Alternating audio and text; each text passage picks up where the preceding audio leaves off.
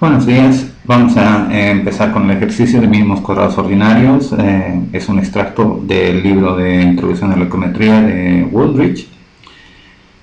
Se plantea el siguiente modelo lineal general en el que se pretende explicar el salario de los trabajadores en función de la educación. Es un fichero recuperado o utilizado generalmente en las aulas de econometría, ya que Ross es el que ha descubierto, ha modelizado por primera vez con éxito un modelo de salarios para Estados Unidos.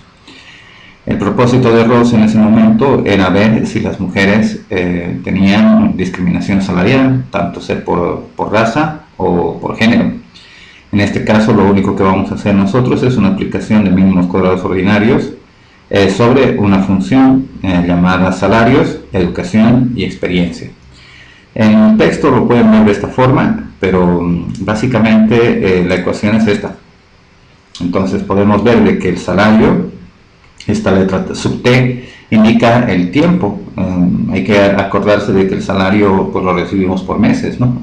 Entonces el fichero que tenemos es ingresos mensuales. La educación son años, ¿no? Y la experiencia son años de experiencia laboral. Obviamente el término de la perturbación es desconocido y lo que debemos encontrar es los estimadores, los betas, ¿no?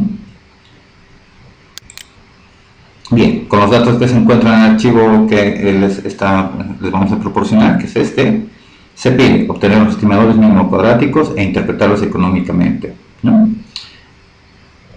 Comentar la capacidad explicativa del modelo. Si existe otra variable en el archivo que pueda ser explicativa de los salarios, se deberá introducir en el modelo y hay que explicar estas respuestas. Calcular la matriz de varianzas y covarianzas de los estimadores de los parámetros y analizar si se puede existir correlación entre las variables explicativas.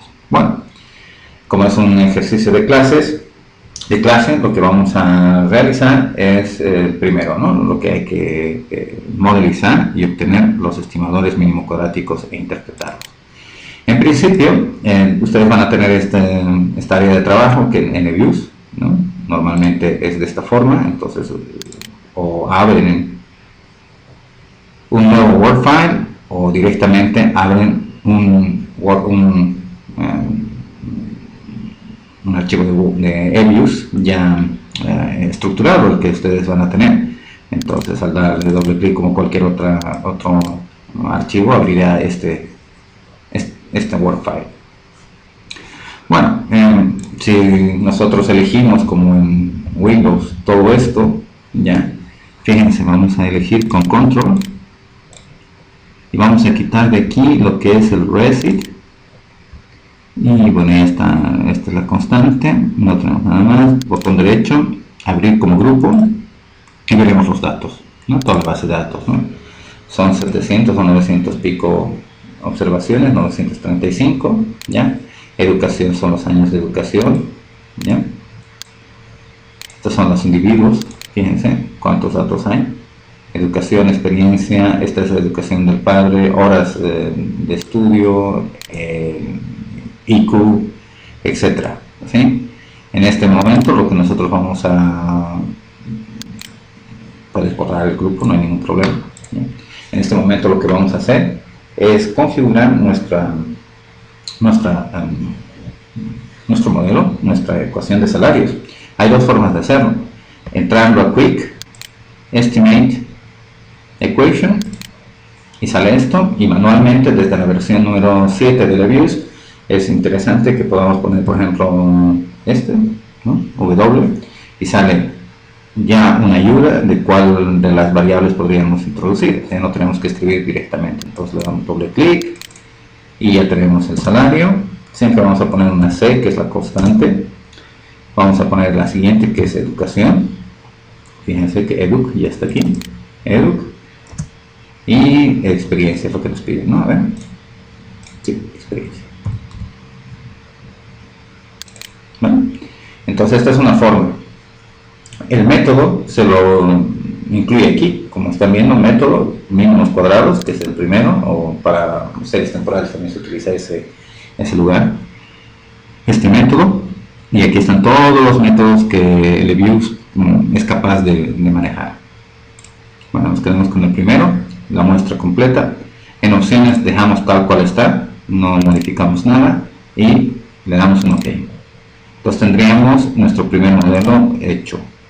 ¿Sí? Aquí lo tenemos. Bien, esa es una forma. La siguiente forma, lo voy a borrar, después vamos a hablar del modelo. La siguiente forma es yendo por orden, ¿sí? Pero apretando siempre la tecla Control. Primero elegimos el salario, luego estamos educación y experiencia. Como tenemos las tres, fíjense, Open como ecuación, ¿sí? Yo le he dado botón derecho, ¿sí? Ecuación, y ya te abre la ecuación, ¿sí? El AC, que es la constante, puede estar al final, puede estar al medio, da igual, ¿sí? Evius lo reconoce y no hay ningún problema, pero por orden, como debería ser, la movemos hacia el lugar que le corresponde. Entonces le damos OK y ya está. Mismo procedimiento, solamente dos formitas de hacer. Bueno, lo que nos pedían en el texto era obtener los estimadores mínimos cuadráticos e interpolados económicamente, ¿no? La interpretación económica de un modelo de esta forma, ¿sí? Es cuánto, ¿sí? Si se mueve una variable de este tipo, o sea, por ejemplo, educación, al incrementarse un año más de educación, ¿cuánto se incrementa el salario? Es 1 por 1, ¿no? O sea, entonces nivel. Para los que no están acostumbrados con la terminología nivel es la variable en su estado puro, recogida sin transformaciones, ¿ya? La otra ya se denominaría transformada, etc. Y experiencia, igual es una variable numérica, la cual indica mientras más experiencia, ¿no? Un año más de experiencia, unos meses más de experiencia, mientras más experiencia, cuánto salario, cómo se comporta el salario, cuánto del salario se incrementará o decrementará, eso es lo que tenemos que descubrir. Bueno, a ver. En este caso, como el salario está en niveles y todo esto está en niveles, entonces a un año, estos son los coeficientes, estos son los betas, antes de que empecemos con la interpretación. Como vemos, los coeficientes están su desviación típica, su standard error, ¿ya? Y el estadístico T. Si ustedes utilizan una calculadora, si dividen este número por la desviación estándar, pues les dará el valor del estadístico T. Como ya saben, el estadístico T y su probabilidad nos indica si el parámetro, estos que estoy señalando, es o no significativo, es decir, si es que explican algo a la variable dependiente, ¿no? Entonces, en este caso, como podemos observar, ambos estimadores, ambas variables y sus estimadores asociados son significativos por modelo. Bueno, pues entonces, si ya tenemos eso primero, ¿ya?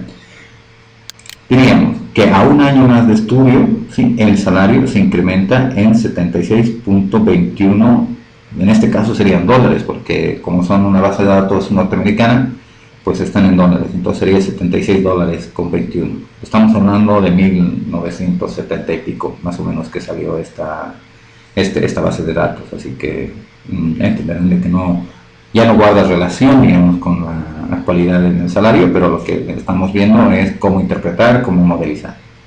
Bueno, lo propio, en este caso, a un año más de experiencia, o a un mes más de experiencia, como esto tienen que tener mucho cuidado en qué está medida la variable. En este momento la variable está en meses, entonces a un mes más de experiencia, esta variable de experiencia está en años de experiencia. Entonces, a un año más de experiencia, el salario se incrementa en $17.63. ¿Ya? Obviamente, aquí ven un valor negativo. En salarios, la constante, o en economía o en ciencias sociales, no tiene interpretación económica per se. Pero lo que sí vamos a hacer es que, como es salarios, es importante saber. No es de que a las personas que si no están trabajando, pues están pagando a algún lado menos $272. Lo que pasa es de que sería, si una persona no tendría ni educación ni experiencia, estaría perdiendo $272 en su salario. Si es una persona que está en el paro no existe, digamos, en Estados Unidos como lo conocemos, directamente es otro sistema de desempleo, y tampoco hay un mínimo salario, un salario mínimo, ¿no? El salario mínimo interprofesional que se denomina de esa forma en España, por ejemplo, sería, en este caso, en 2015 son 680 euros más o menos. Entonces esto debería reflejar, sí, más o menos eso, un valor similar, pero como es datos de Estados Unidos, pues este 272 no nos dice nada, ¿sí? Nadie deja de trabajar y paga a algún lugar, digamos, ¿no? Eso es obvio.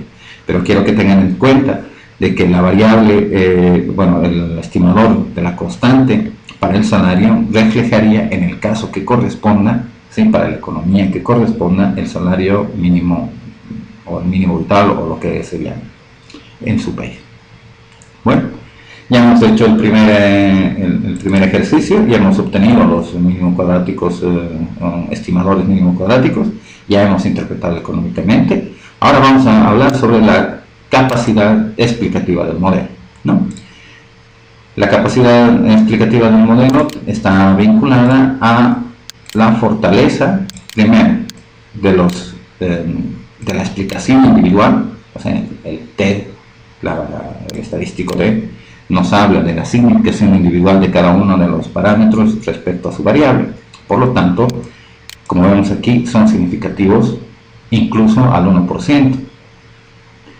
El R cuadrado es muy bajo, ¿sí? Muchos hablaríamos de que la teoría nos dice de que el R cuadrado tiene que estar entre 0 y 1, y mientras más cercano al 1, pues mejor explicado. Pero en la vida real, datos de sección cruzada, como esta encuesta de salarios, no se cumple de esa forma, ¿sí? Entonces, en las aulas yo les recomiendo de que cuando estén hablando del R cuadrado, sean objetivos y pregunten a su profesor qué opina sobre el R cuadrado bajo para sección cruzada, ya que muchos profesores estarán de acuerdo conmigo de que no es evidente de que se encuentren en la vida real datos o modelos con alta capacidad explicativa como el R cuadrado, como 90, 80, pues existen, pero en este tipo de modelos de sección cruzada es difícil. Su modelo con un 34, con un 40 o menos de 50 se puede dar por bueno como poder explicativo. En este caso 13 es muy bajito de todas formas, ¿no? Entonces no estaríamos hablando de que le falta más variables explicativas al modelo, pero básicamente si nos tenemos que quedar con este modelo y no hay nada más, pues nos quedamos tranquilos y es esto. Hay que recordar de que el R cuadrado es importante, pero más importante el R cuadrado ajustado, porque este nos va a permitir hacer comparaciones entre modelos. Es más, vamos a hacer lo siguiente, ¿sí? A este modelo yo lo voy a guardar. Entonces, para guardar yo necesito darle un nombre. Entonces le doy en name y le puedo dejar como ecuación 1, ¿sí? O le puedo poner algún otro nombre. Hay que tener mucho cuidado porque el LEVIUS o cualquiera de estos programas informáticos de especialistas en estadísticas y econometría, pues tienen nombres reservados por comandos que se utilizan, por MCO o lo que sea, ¿no? Entonces fíjense, si yo pongo MCO, ¿sí? Le digo OK, bueno, no lo ha aceptado perfectamente. Bien, entonces sigamos con la capacidad explicativa. Ya hemos hablado del R cuadrado, ya hemos hablado de la significación individual, ahora nos falta la significación global. La significación global está comprendida en el F estadístico, ¿no? Este F de Snedeker o Snedeker-Fisher habla de esa capacidad globalmente, si está explicado o no. Obviamente, este es su valor de probabilidad, esto se tiene que ver de esa forma. Fíjense en la probabilidad del F estadístico, ¿sí? Es significativo incluso al 1%. Por lo tanto, como no hay contradicción entre estos y este, pues estamos hablando de que el modelo explica tanto individual como globalmente muy bien. ¿Qué nos pide? ¿Qué nos pide? Bueno, por este lado, por ejemplo, ahora vamos a hablar de esto en el punto 5 de lo que nos habla nos pide el trabajo. Bien. ¿Existe alguna otra variable en el archivo de muestra que pueda ser explicativa de los salarios? Se debería introducir en el modelo y explicar las respuestas. Efectivamente, en el modelo, en la base de datos, existen muchas más otras variables que podemos utilizar. Por ejemplo, las horas trabajadas, el IQ, si está casado o no está casado, ¿sí? Si vive en el sur, etc. O vive en un área urbana, ¿no? Si es negro. Bueno, en este caso son mujeres, entonces la mujer sería negra y los años. Ya lo tenemos. Entonces, fíjense, para tener este modelo y poder ir comparando muchas otras alternativas, ¿sí? Lo que voy a hacer es darle a Object, ¿ya? Entrar a lo que es Copy Object y me va a hacer una copia del modelo. Fíjense aquí que le dice ecuación MCO, ¿no? Esa es mi primera ecuación. Y aquí dice ecuación untitled, o sea que no está nombrada. Yo a esta, al modelo restringido, que se llamaría de esa forma, teóricamente, pues le daría a estimar, ¿sí? Y voy a incluir lo que es años, ¿sí? Voy a incluir, por ejemplo, el IQ, que es importantísimo. Y, por ejemplo, ahí lo dejo, ¿sí? Ok, le doy OK, ¿sí? Fíjense que en principio ha cambiado el L cuadrado, ¿no? ¿Sí? Ha aumentado. Algunos de ustedes ya sabrán, digamos,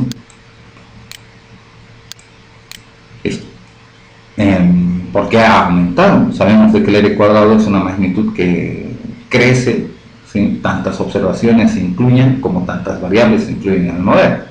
Entonces, por ello de que se utiliza el R cuadrado ajustado para comparar modelos, pero la comparación de modelos siempre va a ser entre modelos que tienen la misma variable dependiente, en este caso el salario. Fíjense que el salario no está transformado ni nada, o sea, tienen que ser la misma variable dependiente para poder comparar modelos. En principio, los valores, por ejemplo, del coeficiente, de los coeficientes han cambiado drásticamente. Fíjense que educación ahora es 52, experiencia es 11 y, bueno, obviamente 14 y 5 de la edad y del IQ.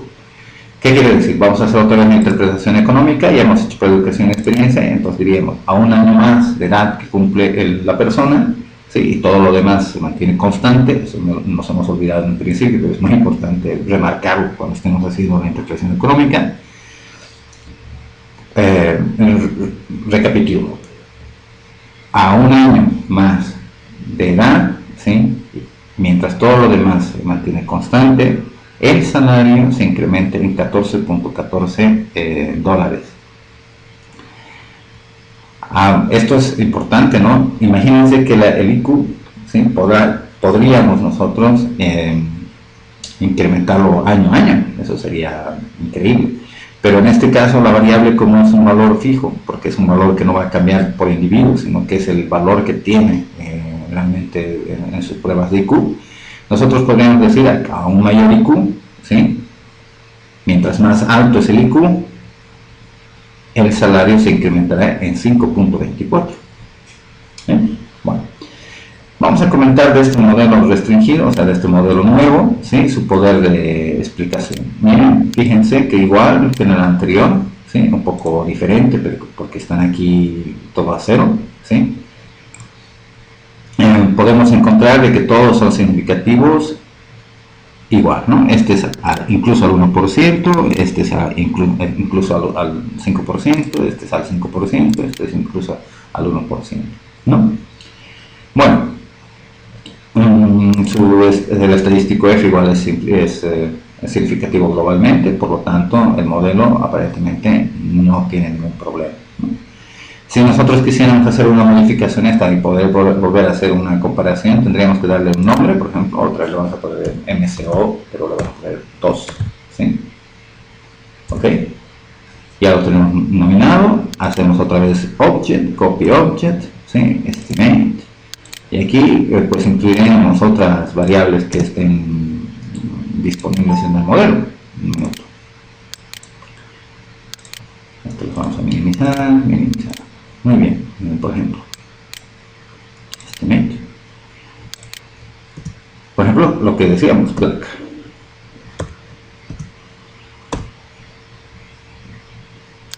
Bien, solo una variable y ya está. Vamos a ver, Black es significativa, no ha cambiado mucho los valores, el R cuadrado sigue en 17, en el anterior era 13 en el primero y en el otro era 16,6. En este último es 17,4, entonces hay una mejora.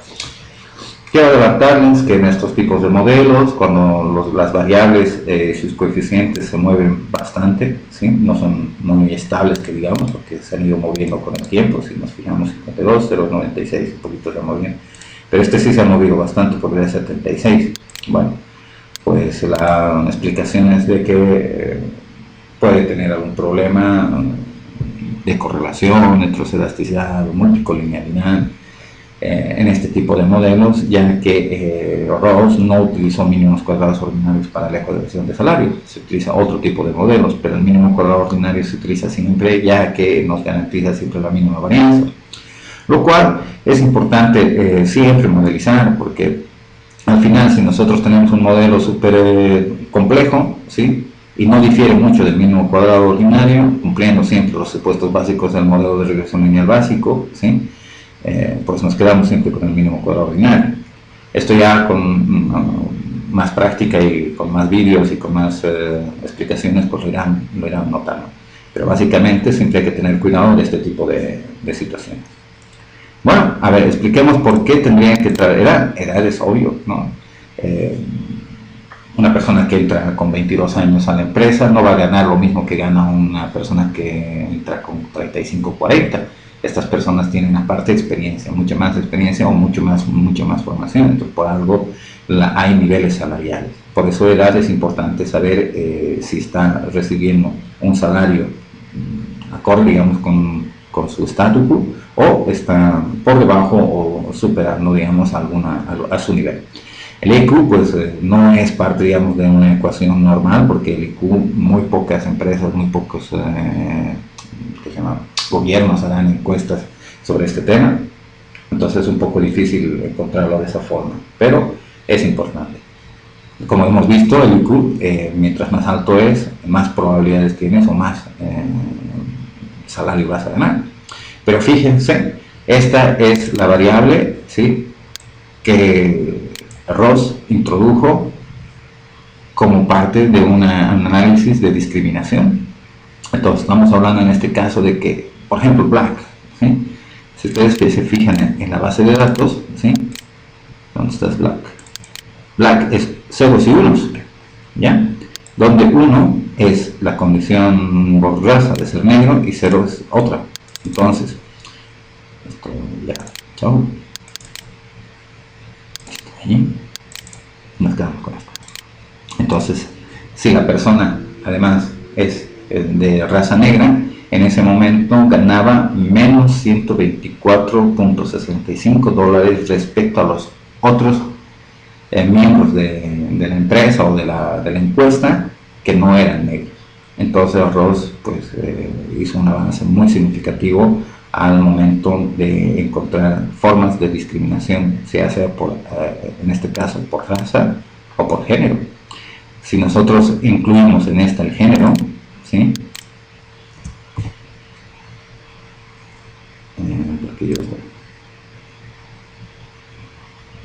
bueno, en general no, porque esta es una base de datos de solo de mujeres, entonces es solo de mujeres. Entonces no podríamos, en este caso, no lo tenemos. Si pudiéramos incluirla, podríamos ver si ha pasado, si por ser hombre o mujer, pues hay problemas, ¿no? Bueno, ¿qué más nos pide el trabajo? Ya hemos explicado un poquito las respuestas de cuáles son las variables y el por qué, ¿no? Entonces, vale. Ahora vamos a calcular la matriz de varianzas y covarianzas de los estimuladores de los parámetros, ¿vale? Bueno, entonces, como vamos a hacer eso, vamos a View. Fíjense que aquí está Covariance Matrix. Esta es la matriz no de covarianzas, ojo, ¿no? Obviamente es la matriz de varianzas y covarianzas del modelo, ¿no? Estamos hablando de las variables que estamos involucrando: educación, experiencia, años, IQ y Black. Entonces, la diagonal principal, esta esta, ¿sí? Vamos a ampliar, esta de aquí y esta última. Toda esa diagonal principal serían las varianzas y todo lo demás que está por fuera son las covarianzas. Entonces esta es la matriz de varianzas y covarianzas. Al encontrar, digamos, la desviación típica, porque esto es importante, porque con esta matriz, haciendo la transformación de estos valores para que sea la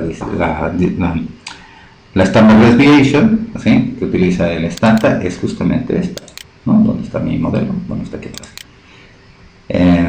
Aquí le pueden dar freeze para quedarse con la tabla, ¿sí? Vuelven a stats y tenemos el modelo, ¿ya? Entonces, haciendo solamente una transformación, podríamos tener las varianzas, que son estas, las cuativarianzas o desviaciones típicas o estándar. Bueno, por eso es importante hacer este cálculo de la matriz de varianzas y covarianzas, que es muy sencillita en el EBIUS, ¿no? Si quieren lo pueden guardar, entonces le dan un nombre y dicen matriz, ¿no?, matriz covar, ¿no? Van a tener cuidado, como les he dicho, en los nombres de los caracteres, a veces no lo acepta. Fíjense que matriz covar me dice que está reservado, eso es sí, no. Lo que hay que hacer es matrix /baja covar, sí, eso se lo va a aceptar. Listo. Entonces ya tendríamos en nuestro área de trabajo, fíjense que tenemos dos ecuaciones más esta, que no le hemos dado un nombre, le vamos a llamar MCO3, por ejemplo. Y ya lo tenemos acá, los tres, ¿sí? Bien. Tenemos la matriz de varianzas y covarianzas, que está acá.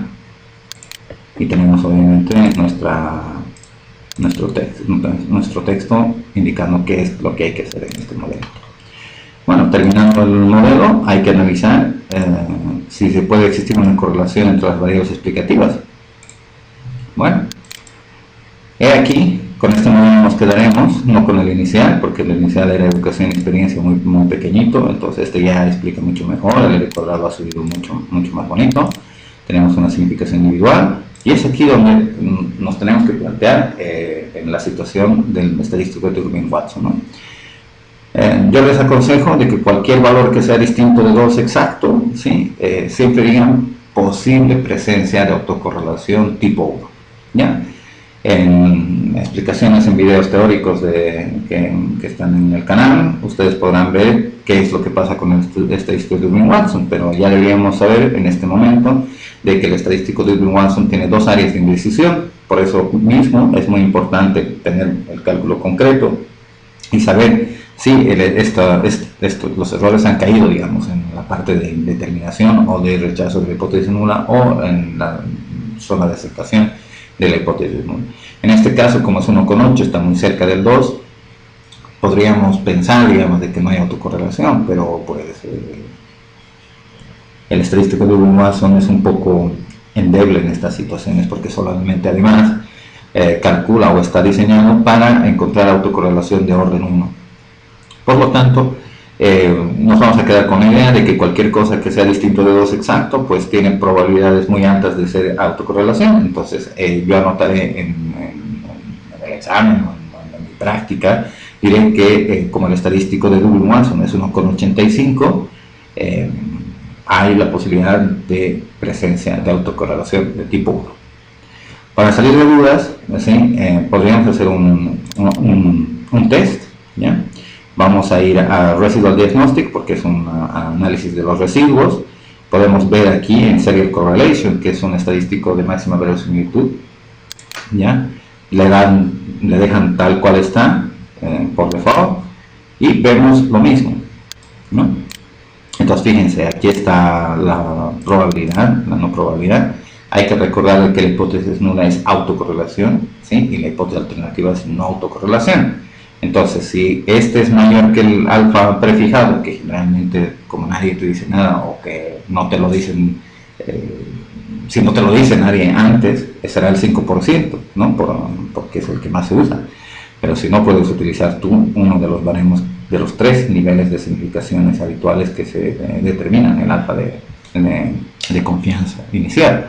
Vamos a pensar de que esto es al 5%, entonces como es mayor al 5%, no rechazamos la hipótesis nula de autocorrelación, por ende hay autocorrelación, ¿sí? Entonces en econometría recuerden que las hipótesis solamente se hablan de la hipótesis nula, se rechaza o no se rechaza la hipótesis nula, ¿sí? En este caso no rechazamos la hipótesis nula, por lo tanto hay presencia de autocorrelación.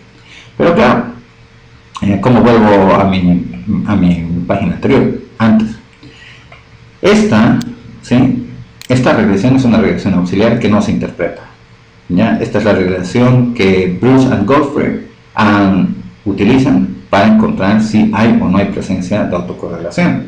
Entonces no es necesario que la interpreten, no tiene por qué. Para volver a mi ecuación anterior solamente le tengo que dar esta stats y vuelvo a la ecuación anterior, ¿ya? En este caso es muy importante, como es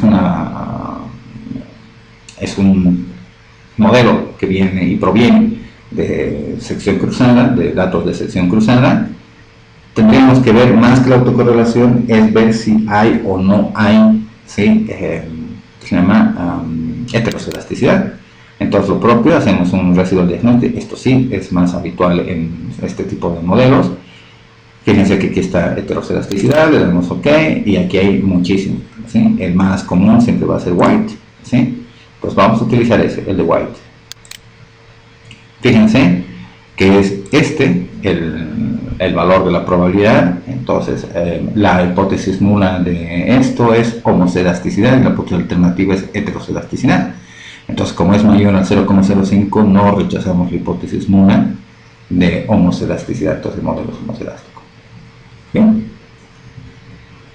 Entonces, volviendo a la regla de decisión, hay que recordar de que la hipótesis nula se puede entender como no existe heteroscedasticidad, que es igualdad de varianzas en los residuos, y la hipótesis nula existe heteroscedasticidad, es decir, de que la función es monótona, ¿no? O podríamos decir de que pues, hay diferentes varianzas en los residuos.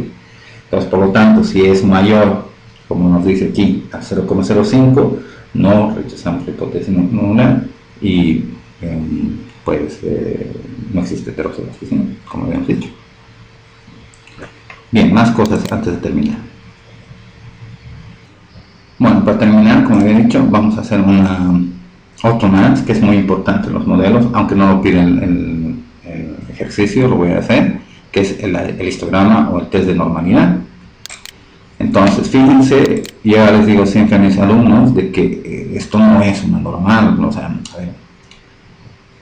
que se vea como una normal, como la curva de lo que describe la campana de Gauss, no significa que sea una normal, esto solamente es una distribución de los datos como están en nuestra muestra. Lo importante viene dado acá. Entonces, se fijan en la parte inferior el Harke-Vera, ¿sí? Y su probabilidad. El Harke-Vera es el test más famoso o el más utilizado para detectar si hay normalidad en los residuos. La hipótesis nula es que los residuos, o pues en todo caso la perturbación. A ver, esto es importante de distinguir. La perturbación es totalmente desconocida, pero todos los supuestos se hacen sobre la perturbación, ¿ya? Pero como no tenemos la perturbación, utilizamos los residuos como un proxy de la perturbación, pero no es la perturbación. Eso es muy importante que lo tengan en cuenta. Entonces, la hipótesis nula es de que estos se aproximan a una distribución normal, ¿sí? Y la hipótesis alternativa es de que ellos no, o sea, los residuos no se aproximan a una distribución normal. El Harke-Vera se distribuye como un H cuadrado con alfa medios, que es igual a 5.99, ¿sí? Entonces, si el Harke-Vera, ¿sí?, tiene que ser menor, o sea, el valor de 635 obviamente que no lo va a ser, ¿sí?, pero eso tendría que ser menor a 5.99 para ser una normal, ¿ya?